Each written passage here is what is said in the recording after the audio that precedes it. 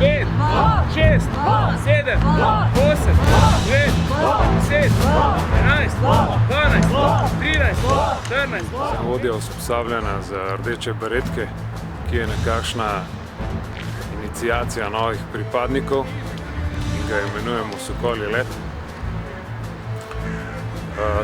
To tradicijo bataljon uporablja že od svoje ustanovitve.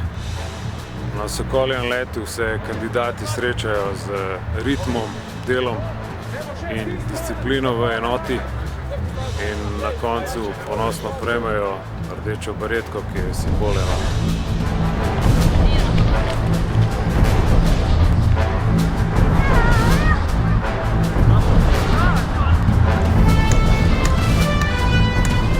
Pričakujem, da se bomo kot enota oziroma da bodo inštruktorji nam podali princip, kako živeti kot enota,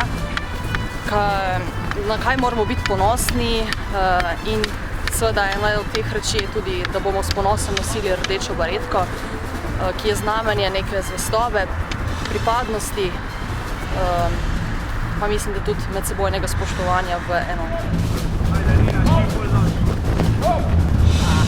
Tam na koncu že stiskaš, samo roko. Še malo stisnemo zobe, še malo boli, ja. Ajde, Ok, dovolj! Danes smo imeli predstavitev, kako bo kaj potekalo, zdaj predstavili smo vse opremo.